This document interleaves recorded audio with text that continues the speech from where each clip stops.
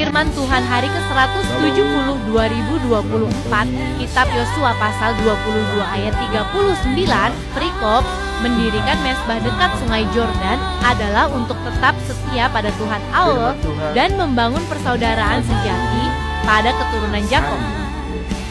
170 tahun 2024 adalah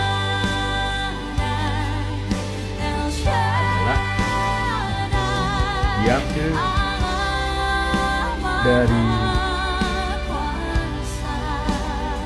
buku Yosua pasal 22 ayat 29 dengan perikop pasal 22 adalah mendirikan mezbah dekat sungai Yordan. Dalam nas kita pada pagi ini yaitu pasal 22 ayat 29 adalah sebagai berikut.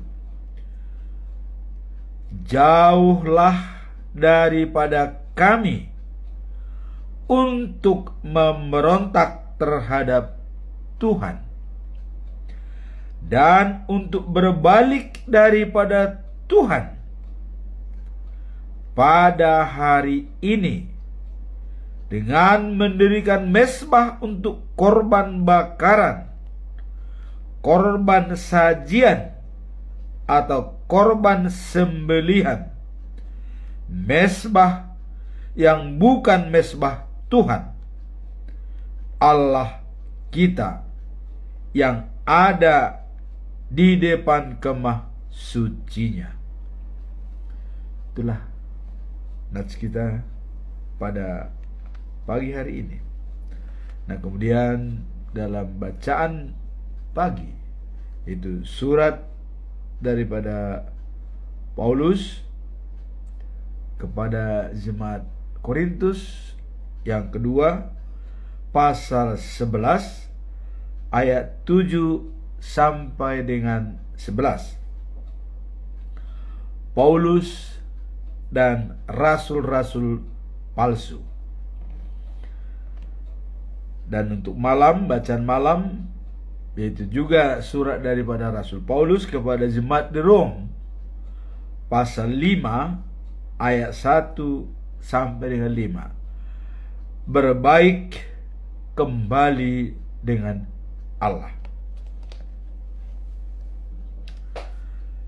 Perikop pada hari ini yaitu mendirikan mezbah dekat sungai Yordan.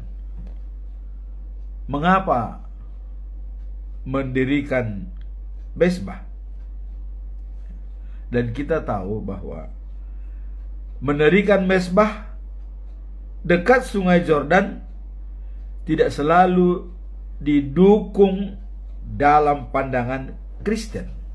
Ya. Hal ini tidak selalu benar karena dalam kekristenan ya penting untuk pembangunan mezbah di tempat yang Tuhan tetapkan ya dan bukan berdasarkan keinginan manusia.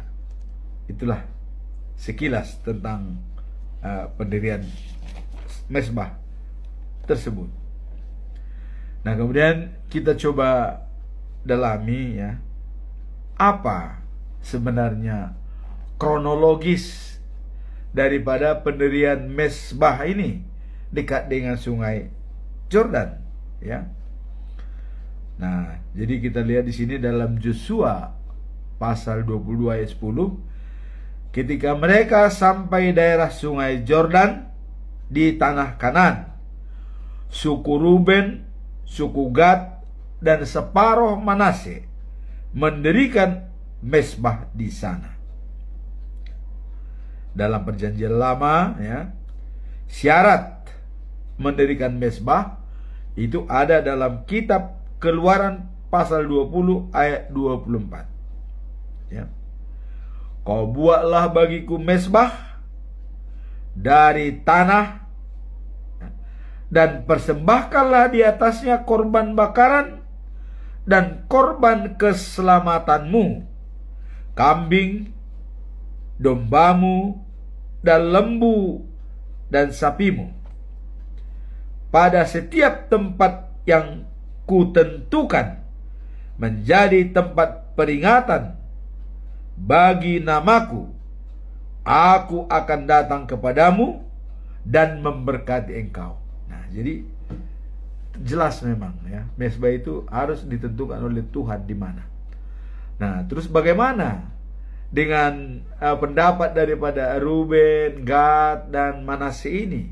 Kok bisa mendirikan sebuah mezbah di dekat Sungai Yordan? Dan mereka sendiri adalah orang timur ya. Jadi Ruben, Gad, dan Manasye ini berada di sebelah timur Sungai Yordan ya. Dan mereka inilah yang ikut membantu suku-suku lainnya seperti Simon, Levi, dan Juda dan kawan-kawan ya. Walaupun mereka sebenarnya sudah ke bagian tanah di bagian timur ya.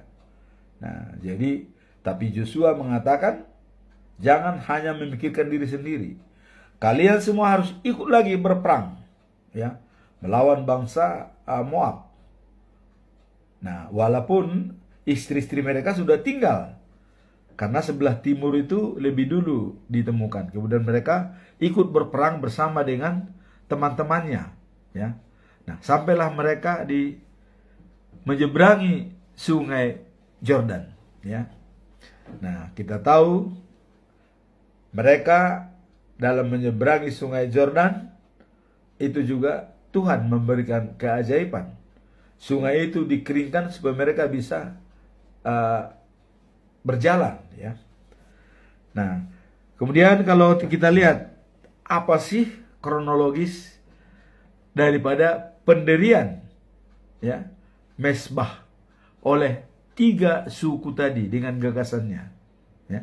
Nah, mari kita lihat kronologis daripada pendirian mezbah dekat Sungai Yordan. Nah, jadi suku-suku wilayah timur ya disuruh Yosua kembali ke wilayahnya, yaitu suku Ruben, Gad, dan Manasye. Nah, kemudian waktu mereka tiba di Gelilot ya, sebelah barat Sungai Yordan, ini sebenarnya masih wilayah daripada suku-suku yang berada di sebelah barat ya. Nah, mereka mendirikan sebuah mezbah yang besar dan megah ya, di dekat sungai didirikan. Nah, dengan mereka mendirikan mezbah tersebut, tentu terusiklah suku-suku lainnya, yaitu ya Ruben, Simon, Levi, Juda ya. Bukan Ruben ya, Simon, Levi, Juda ya. Kalau Ruben adalah termasuk yang mendirikan di sebelah timur. Nah, orang-orang Israel lainnya menanggapi ya apa yang dilakukan oleh Ruben, Gad, dan Manasye di timur Yordan ya. Nah, sudah mendirikan sebuah mezbah di Gelilot ya. Itu dekat Sungai Yordan di bagian wilayah mereka, wilayah kita katanya. Maka mereka berkumpul di Shilo. Jadi umat-umat Israel, suku-suku lainnya berkumpul di Shilo ya. Berunding mereka. Hendak, nah, jadi mereka sudah siap perang. Wah, ini nggak benar ini Ruben dan Gad, Manasye ini. Ini bikin ulah ini. Sudah melawan Tuhan ini, kira-kira begitu. Kok bisa mendirikan mezbah? Padahal mezbah kan sudah ada di sebelah barat ya, di depan kemah suci. Sudah ada. Kenapa kok didirikan lagi mezbah? Ada apa ini? Nah, maka mereka mengambil Pinehas, anaknya Imam Eliezer, itu cucunya Harun ya. Nah, Pinehas menugaskan dia dan bersama 10 orang perwakilan daripada kepala-kepala suku mereka, kepala-kepala keluarga. Jadi menemani Pinehas 10 orang untuk pergi menanyakan apa maksud daripada Ruben, Gad, dan Manasye sebelum mereka memerangi mereka. Jadi coba ditanyakan dulu apa sebenarnya. Nah, Pinehas anak Eliezer, cucunya Harun, diutus oleh umat Israel, ditambah dengan 10 orang dari bangsa Israel, dari suku-suku, mewakili semua suku, ya. Nah, sehingga sampailah mereka ke Sungai Yordan. Jadi setelah sampai di Sungai Yordan, sampai di tempat, bertemulah mereka dengan Ruben, Gad, dan Manasye. Nah, kemudian berkatalah mereka, "Mengapa kalian melakukan hal-hal yang jahat terhadap Allah Israel?" Jadi ini sudah mulai sama. Kenapa kalian melakukan hal jahat terhadap Allah Israel? Dengan membangun mesbahmu sendiri. Kalian melawan Tuhan. Kalian tidak lagi menuruti perintah-perintahnya. Wow, ini kencang ya. Jadi kalian membangun mesbahmu sendiri dan kalian adalah melawan Tuhan dan tidak lagi menuruti perintah-perintahnya. Karena membangun mesbah itu bukan atas kompromi daripada semua suku. Karena kalau didirikan suatu mesbah itu kan penyembahan kepada Tuhan, semua harus tahu. Nah, ini kok mereka ciptakan sendiri. Nah, kira-kira begitu ya. Nah, apa kalian tidak ingat?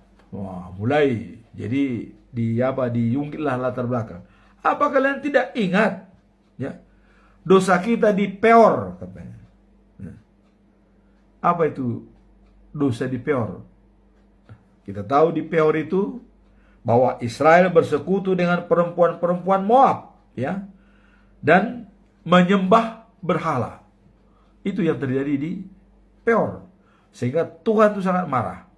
Kalau kita lihat dalam Bilangan pasal 25 ayat 1 sampai 3 ya. Nah, berjinah dengan perempuan-perempuan Moab, ya.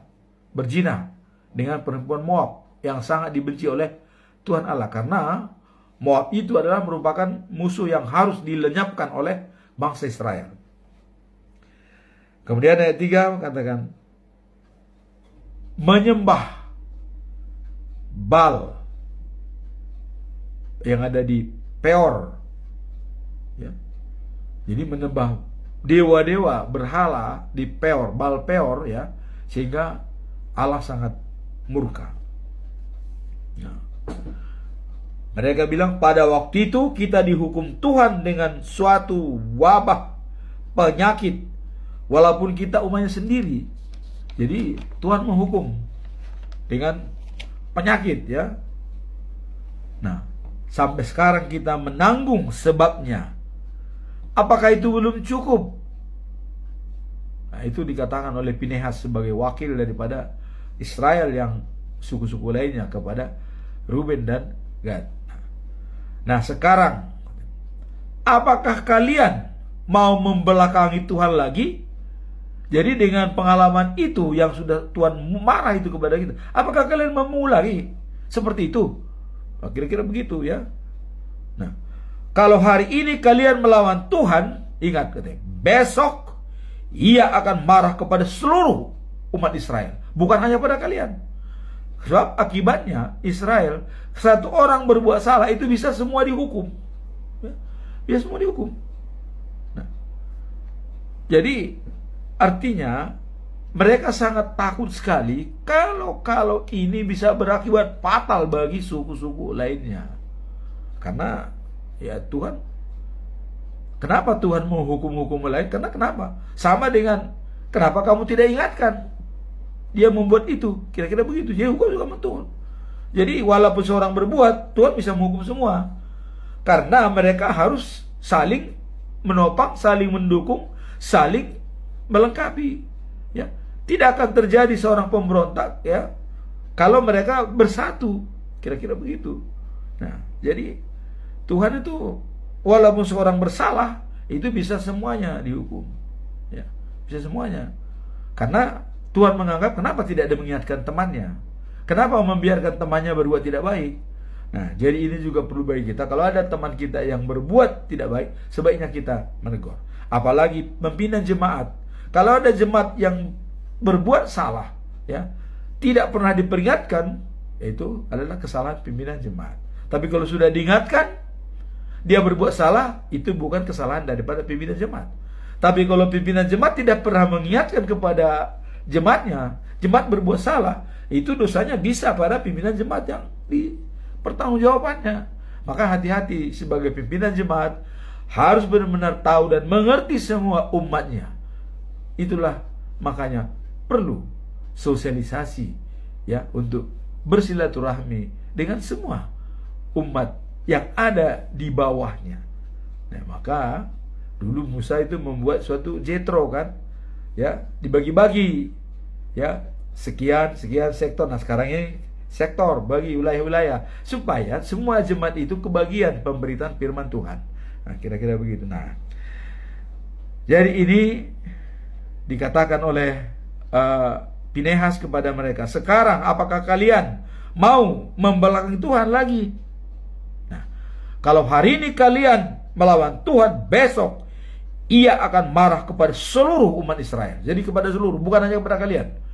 Ingat lo akibatnya, ke semua katanya. Nah, kalau daerahmu itu najis dan tidak perlu untuk dijadikan tempat ibadah kepada Tuhan, nah, pindah sajalah kemari, kata mereka, ya, ke daerah Tuhan, di mana terdapat kemah Tuhan. Jadi kalau daerahmu itu najis, misalnya tidak bisa di situ ada mendirikan mezbah, pindah aja lah ke tempat yang sudah ada. Artinya mereka menjalankan karena sudah ada mezbah di depan kemah Tuhan di tempat mereka di sebelah barat, ya, sudah ada. Kalau di tempatmu tidak, udah mintalah supaya kira-kira begitu, ya. Nah, kemudian dikatakan, mintalah sebagian daerah kami. Artinya mereka, kalau di tempat ini misalnya najis, mintalah daerah di tempat kami. Artinya atas sepengetahuan kami dan kita kerjakan bersama. Kira-kira begitu maksudnya Pinehas.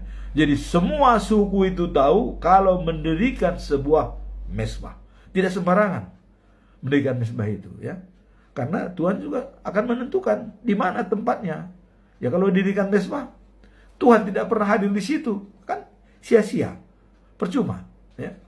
Nah, contoh, ya, Tuhan sudah mengatakan, yang menghormati aku akan kuhormati, yang menghina aku akan kuhina. Siapa? Ya. 2 anaknya Harun, ya, Abihu dan Nadab, ya. Perapian sudah ada, ditentukan oleh Musa dan Harun, sudah ada. Kenapa dia membuat perapian baru? Ya. Nah, ini kira-kira diingatkan oleh Pinehas tadi. Dia buat perapian baru. Ya. Begitu dibakar, Tuhan marah, keluar api, dua-duanya mereka mati terbakar. Nah, itu jadi tidak sembarangan membuat mezbah Tuhan. Harus seizin oleh Tuhan. Nah, jadi kita pun mungkin dalam mendirikan rumah ibadah, ya, kita minta dengan Tuhan lah, di mana sebenarnya rumah ibadah yang benar, ya. Kalau di tempat itu banyak mudorotnya, banyak tantangannya, ya buat apa kita dirikan tempat ibadah? Kita bertengkar dengan masyarakat, tidak perlu, ya. Kita mendirikan tempat ibadah untuk bersama dengan, bersinergi dengan masyarakat sekitar. Maka di PBM ada persetujuan 60, itu mungkin maksudnya, ya, supaya semua dijalankan dengan persuasif dan baik. Nah, kemudian yang harus dimerahkan adalah akibatnya. Semua bangsa Israel dihukum. Jadi apabila harus didirikan seperti itu nanti kalau salah, dan apa akibatnya kata mereka ya, bahwa semua bangsa Israel dihukum ya, yang berdosa hanya seorang tetapi mati bukan dia sendiri. Nah ini contoh seperti anak-anak Zerah ya. Jadi Zerah ini ya, dia punya cucu Akan ya. Nah anak-anak Zerah tidak mau menuruti perintah Tuhan ya mengenai barang-barang ya yang harus dimusnahkan ya. Apa akibatnya? Ya. Semua bangsa Israel dihukum. Yang berdosa hanya Akan, tetapi mati bukan dia saja. Kira-kira begitu ya. Barang-barang terlarang saja harusnya Tuhan kata, jangan ambil barang-barang itu, harus dimusnahkan. Nah itu biasanya kalau mereka menang perang, ada kalanya Tuhan memerintahkan ambil barang-barangnya dan manfaatkan. Tapi ada juga dikatakan jangan ambil satu pun barang-barang tersebut, harus dimusnahkan. Oh, datanglah anak-anak Zerah, diambil, disimpan. Ya, tapi walaupun dia mengakui salah, tapi semua kena getahnya. Kira-kira begitu. Jadi kalau Tuhan perintahkan jangan, jangan. Kalau Tuhan perintahkan ambil, ambil. Nah, karena Tuhan sudah memikirkan barang-barang terlarang dan barang-barang yang bisa diambil. Nah, jadi itu sudah terjadi kata Pinehas kepada dulu Zerah ya, dan kepada keturunannya Akan ya. Nah, itu dalam Yosua 7 ayat 1. Orang-orang Israel melakukan pelanggaran terhadap barang yang dikhususkan itu, sebab Akan bin Karmi bin Jabdi bin Zerah dari suku Yehuda telah mengambil sesuatu dari barang yang dikhususkan itu, maka bangkitlah murka Tuhan terhadap Israel. Itu Yosua pasal 7 ayat 1 ya. Nah, jadi barang-barang khusus itu tidak boleh diambil ya. Karena sudah Tuhan mengatakan jangan, harus dimusnahkan. Ya. Jadi apapun, baik lembu, baik emas, baik apa ya, kalau memang harus dimusnahkan, musnahkan. Kalau memang ambil barang-barangnya dan pergunakan, ambil. Jadi itu sudah diperintahkan. Nah, jadi bagi Tuhan tidak boleh main-main ya. Nah, kemudian setelah mereka menasihati begitu, ya mungkin sudah mulai paham, orang-orang Ruben itu menjawab. Apa jawabannya? Yang Maha Kuasa ialah Tuhan. Ia tahu mengapa kami melakukan ini. Jadi mereka dengan rendah hati, karena mereka tidak ada itikat jelek dalam membuat itu ya. Cuma mereka hanya ingin persaudaraan sejati itu tetap, bahwa mereka juga pengikut Tuhan. Kira-kira begitu. Nah, maka Tuhan memang melihat daripada hati semua orang. Nah, Ia tahu mengapa kami melakukan ini. Jadi Tuhan tahu mengapa kami melakukan ini, katanya. Kamu mau supaya kalian pun mengetahuinya. Nah, jadi supaya kita sama-sama tahulah apa sebenarnya maksud kami mendirikan mezbah ini. Dibuat suatu contoh. Seandainya katanya, kami melakukan hal ini dengan maksud melawan Tuhan, mereka sudah mengatakan, seandainya kami melakukan hal ini dengan maksud melawan Tuhan, ya, atau kami tidak percaya lagi kepadanya. Oh, ini benar-benar. Biarlah kami mati sekarang juga. Udah dibilang itu. Kami siap mati sekarang juga. Kalau ada niat kami yang tidak. Kami hanya mau membuat tanda supaya kita tetap bersaudara. Kira-kira begitu. Kami siap. Kalau memang kami melawan Tuhan, tidak percaya kepadanya, kami siap mati sekarang juga. Oh, ini Jadi artinya memang iman itu tidak bisa dibohongi ya. Kalau sudah percaya, sudah percaya. Dan hati itu pun tetap bisa berbicara. Roh Allah itu bisa berbicara, mengatakan yang sebenarnya. Nah, kemudian Tuhan sendiri yang menghukum kami. Jikalau kami bermaksud melawan Tuhan dan mendirikan mezbah kami sendiri untuk korban bakaran,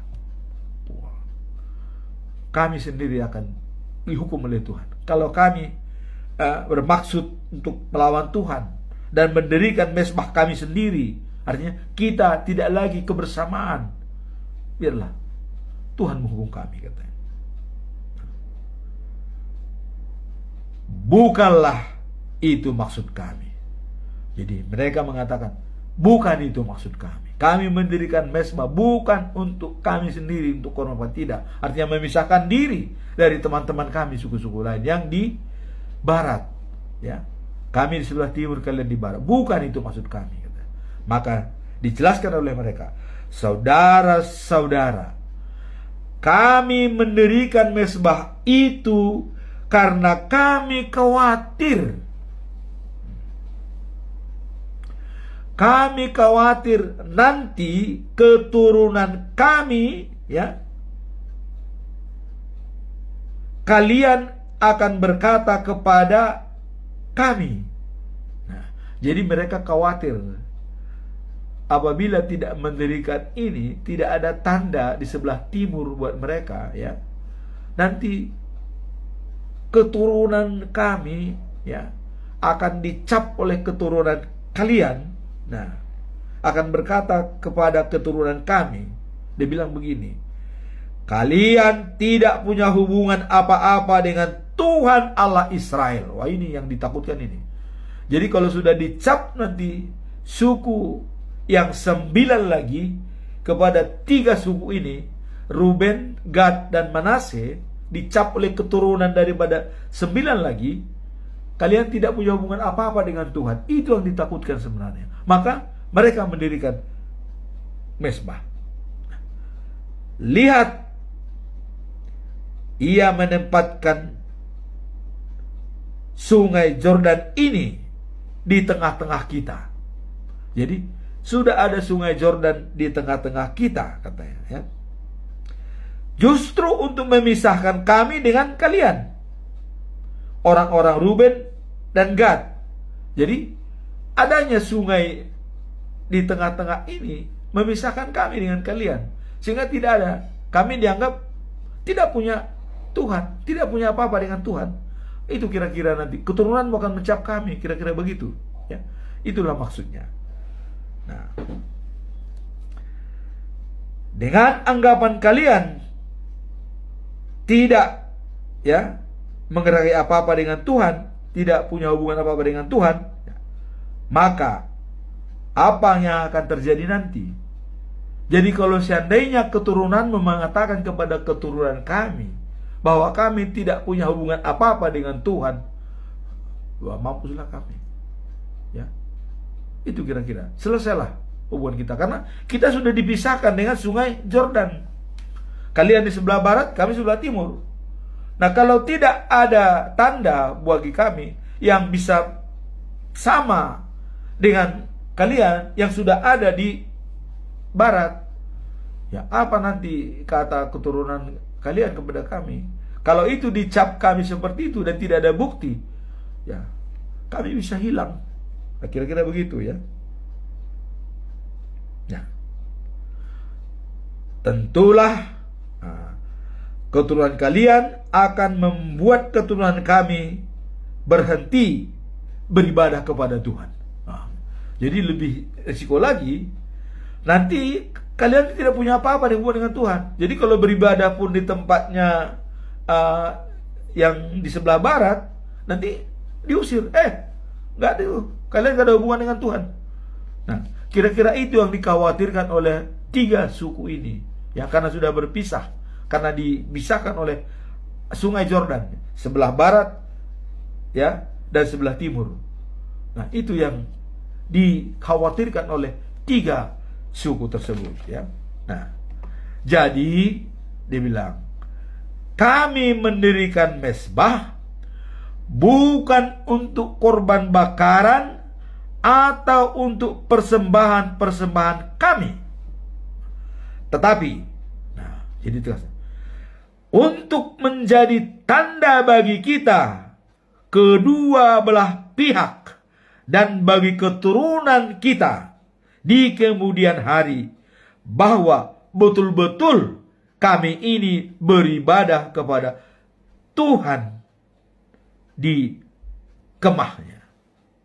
Jadi kehadirannya dengan membawa kurban, membawa bakaran, persembahan-persembahan, dan kurban persahabatan. Jadi sudah dijelaskan memang ini adalah hanya sebagai tanda bahwa kami juga memuji Tuhan yang sama dengan kalian. Sehingga anak-anak kita nanti, keturunan kita nanti, oh itu saudara kita, sama dengan kita. Untuk mengingatkan. Nah, itulah pertanggungjawaban daripada Ruben, Gad, dan Manasye. Untuk sebagai tanda, bukan untuk kurban bakaran atau untuk persembahan-persembahan kami.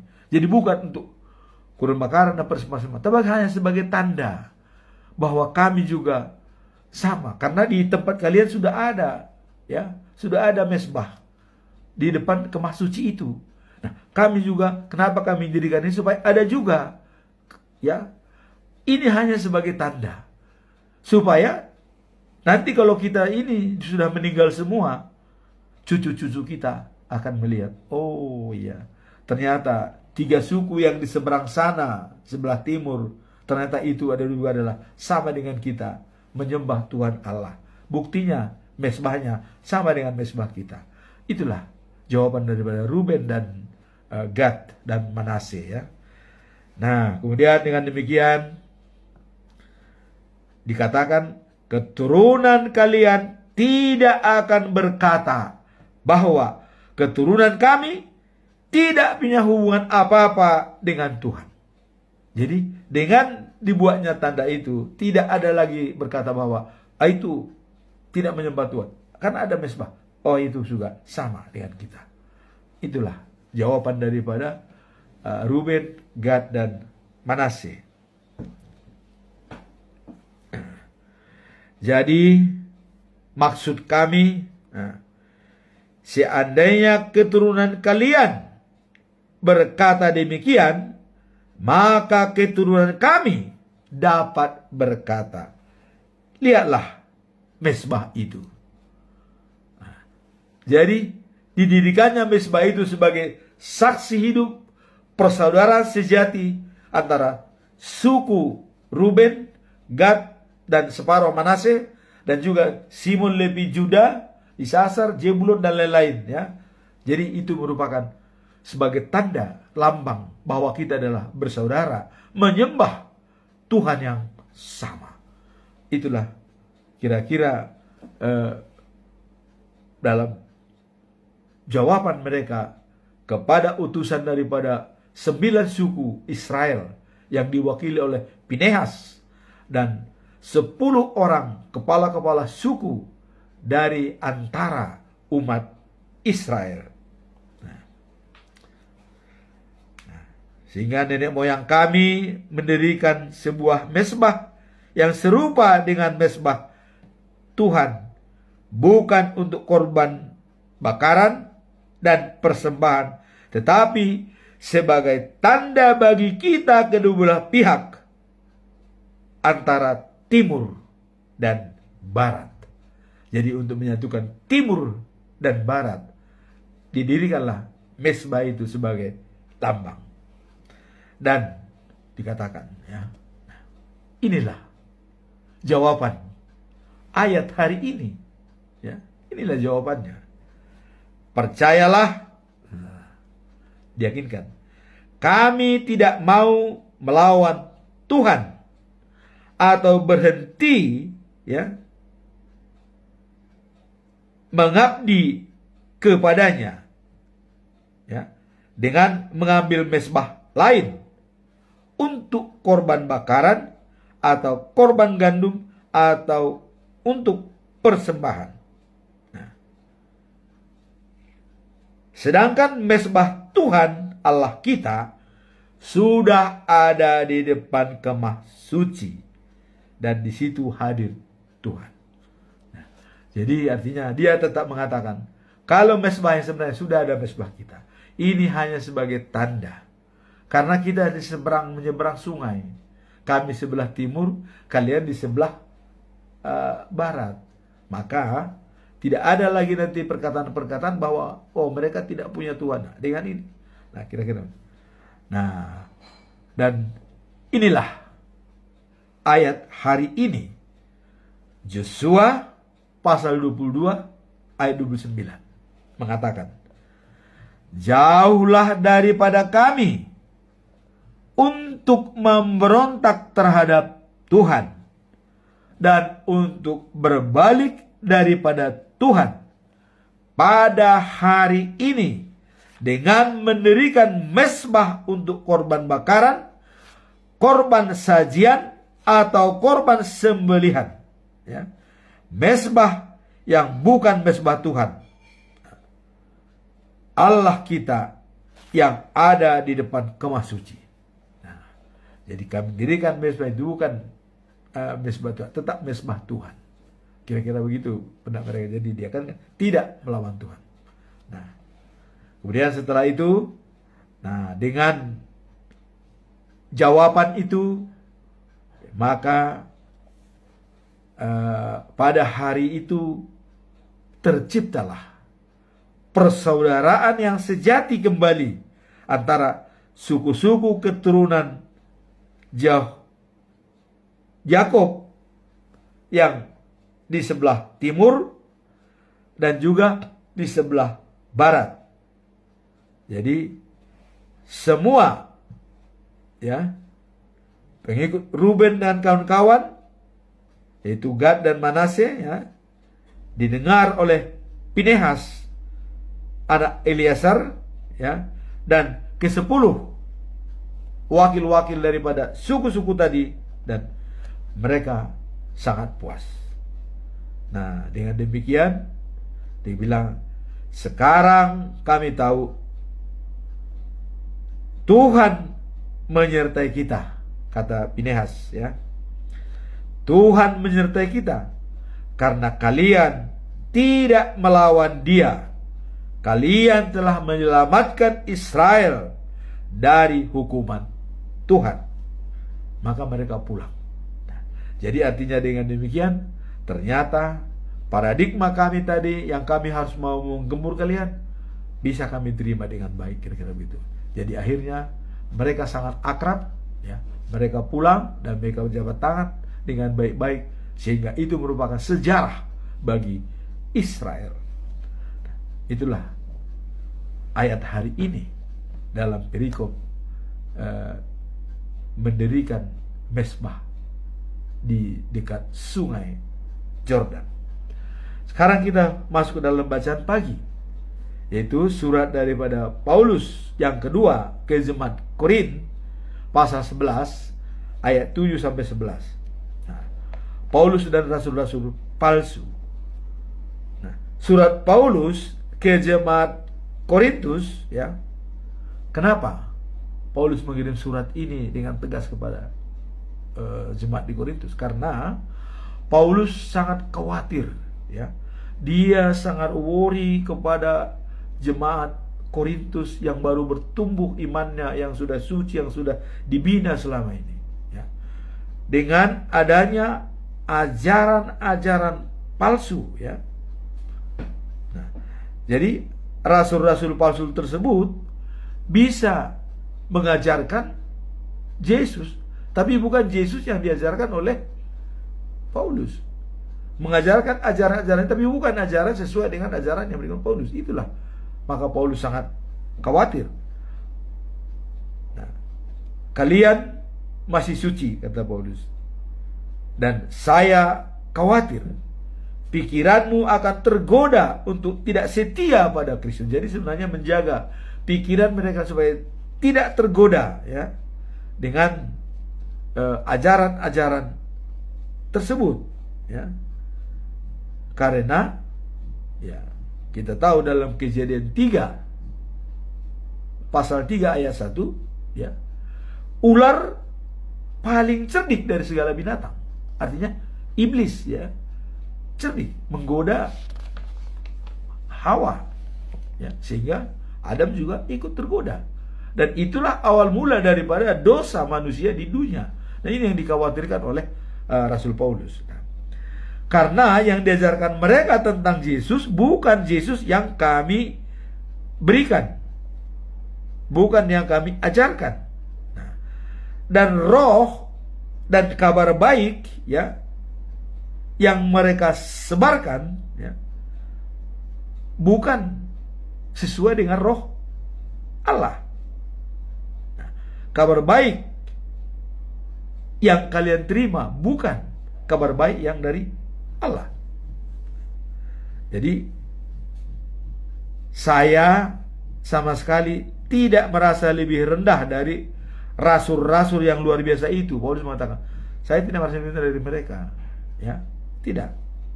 Nah, tetapi saya memang kurang pandai berbicara, kata Paulus, ya. Nah, tetapi, ya, mengenai pengetahuan, saya bukan orang yang bodoh. Itu sudah kami buktikan kepadamu dalam segala hal. Jadi waktu Paulus memang mendirikan jemaat di Korintus, itu sudah dibuktikan bahwa dia setia kepada Yesus. Maka dia kirim lagi surat kepada jemaat di Korintus untuk menguatkan mereka. Karena ada ajaran-ajaran yang palsu ini, rasul-rasul palsu, ya. Jangan tergoda, katanya. Waktu saya memberitakan kabar baik dari Allah kepadamu, ya, saya tidak minta biaya apa-apa. Nah, jadi mungkin dengan rasul-rasul palsu itu, mungkin mereka meminta bayaran segala macam, supaya dapat roh Allah ini, ya kan, bisa. Nah, sedangkan Paulus mengatakan, saya tidak minta biaya apa-apa sama kalian. Bahkan saya dibiayai dari Makedonia, katanya, ya, dari Makedonia. Nah, jadi jemaat lain yang menolong saya. Nah, tapi walaupun saya kekurangan, saya tidak pernah, ya, mengusahakan kalian supaya sedih. Memang saya kurang, tapi saya tidak merepotkan kalian. Kira-kira begitu, tidak merepotkan. Nah, kemudian saya menjaga hubungan baik supaya tidak, ya, mengurangi kebahagiaan kalian dalam hal apapun. Jadi karena kalau misalnya dia meminta itu, orang akan berkata, wah, kok masa. Nah, jadi Paulus mengatakan, saya tidak meminta apa-apa. Saya dengan sukarela membina kalian dan mendirikan jemaat yang di Korintus. Nah, mengapa saya berkata begitu? Nah, Allah tahu, ya, saya mengabdi kepada kalian. Jadi hanya Tuhan yang tahu, katanya, apakah saya mengabdi kepada kalian apa tidak.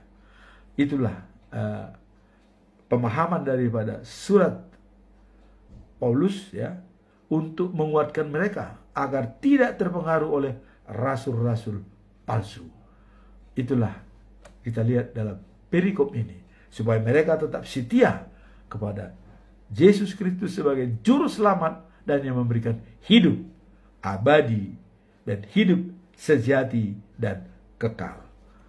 Kemudian bacaan malam dalam surat Apostol Paulus juga, ya, kepada jemaat yang di Rom, ya, di Roma, pasal 5 ayat 1 sampai 5. Nah, berbaik kembali dengan Allah. Apa maksud perikop ini? Nah, ini yang perlu kita lihat. Berbaik kembali kepada Allah adalah langkah yang benar, ya. Karena Tuhan juga sudah mengatakan, ya, saya tidak menginginkan kematian orang fasik, tapi pertobatan. bukan kematiannya, tapi pertobatannya supaya dia beroleh hidup yang kekal. Nah, jadi berbaik kembali kepada Allah adalah langkah yang benar, karena itu sudah sesuai dengan firman Tuhan. Nah, ketika kita menyadari ya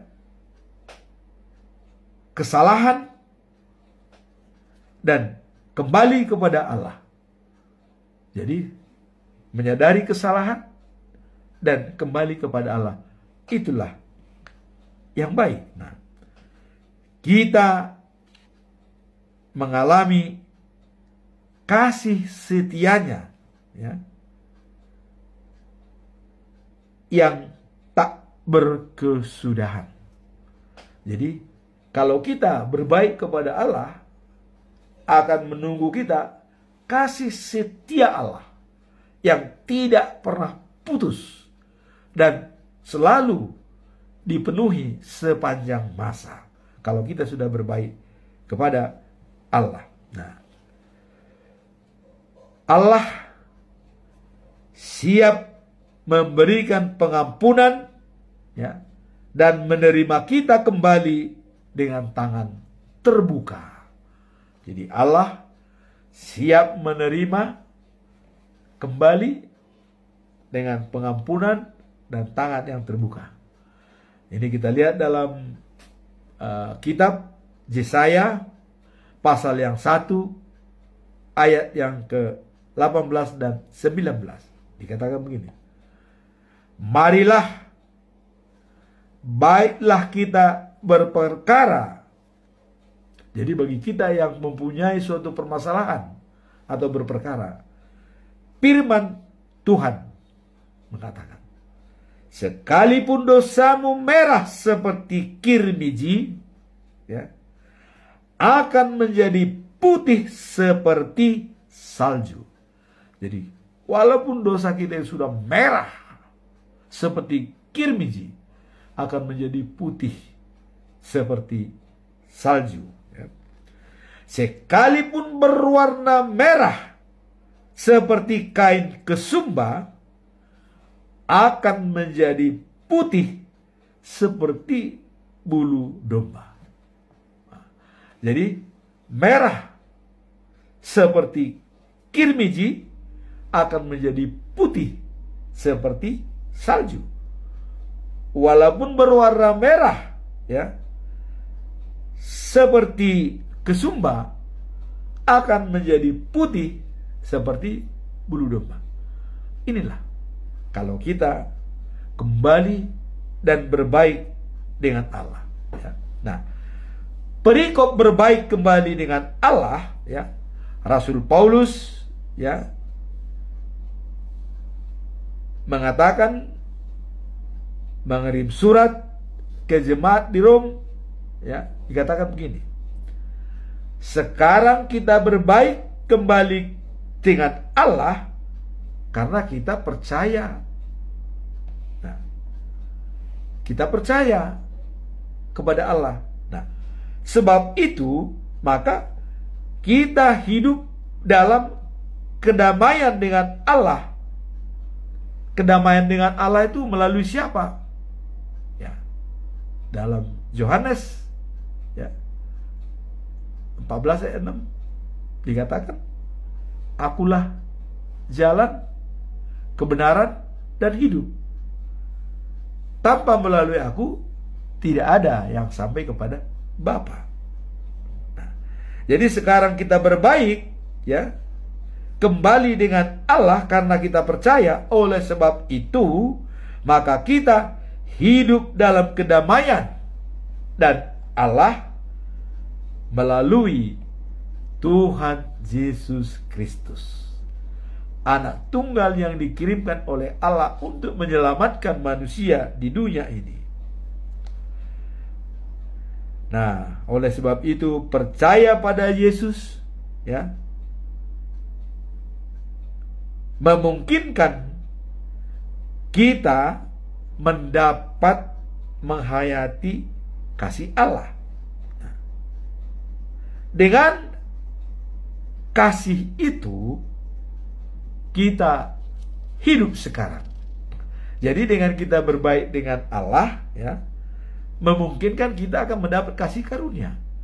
Kasih karunia itu ya kita masih bisa diberikan kehidupan, kira-kira begitu. Kita masih diberikan hidup, ya. Nah, dan lebih dalam lagi katanya, ya, kita mempunyai harapan kebahagiaan dengan Allah. Ada harapan kebahagiaan. Apa itu? Ya, tempo hari kita mengatakan bahwa Allah menyiapkan perjamuan pesta, ya, di Sion, kota yang ditentukan tempat Allah. Dengan perjamuan pesta itu dia menyiapkan katanya sapi yang gemuk-gemuk, daging yang gemuk-gemuk, ya, dan anggur yang berkualitas yang terbaik. Bisa buat Anda. Sekarang pertanyaan, dapatkah undangan itu bagi saya dan Anda? Undangan itu bisa kita terima apabila kita berbaik dengan Allah melalui Yesus Kristus. Nah, sebagai pedoman kita sama, ya, bersama dengan Allah, bila kita menderita, kita menjadi lebih tekun dan kita tidak lagi takut pada penderitaan, sabar, ya, dan tetap bersuka cita. Nah, karena ketekunan membuat orang tahan uji. Kalau kita tekun dan sabar, itu tahan uji, ya. Dalam Amsal 16 ayat 32, orang sabar melebihi seorang pahlawan, ya. Dan orang yang menguasai dirinya melebihi daripada seseorang menaklukkan sebuah kota. Jadi sabar dan menguasai diri. Nah, di sini dikatakan kalau kita tekun, ya, kita akan menjadi sabar dan tetap bersuka cita. Nah, ketekunan membuat orang tahan uji. Inilah menimbulkan pengharapan kita. Kita baca dalam Roma 12 ayat yang ke-12. Hendaklah saudara berharap kepada Tuhan dengan gembira, ya, bersuka cita. Kita pengharapan kita dengan gembira. Sabarlah dalam kesusahan dan tekun berdoa. Jadi lengkap, ya. Gembira dalam pengharapan, sabar dalam kesusahan, tekun berdoa. Itu kuncinya, ya. Maka kita akan berada dalam lingkungan, dalam kasih karunia Tuhan. Harapan seperti itu tidak akan mengecewakan kita, sebab hati kita sudah diisi Allah dengan kasih-Nya. Allah melakukan itu dengan perantara Roh-Nya yang sudah diberikan kepada kita. Jadi Allah sudah melaksanakan tugasnya. Pertama, ya, mengutus anaknya Yesus Kristus supaya agar manusia selamat. Setelah Yesus Kristus bangkit ke surga, dia kirim Roh Allah untuk menolong kita, melindungi kita.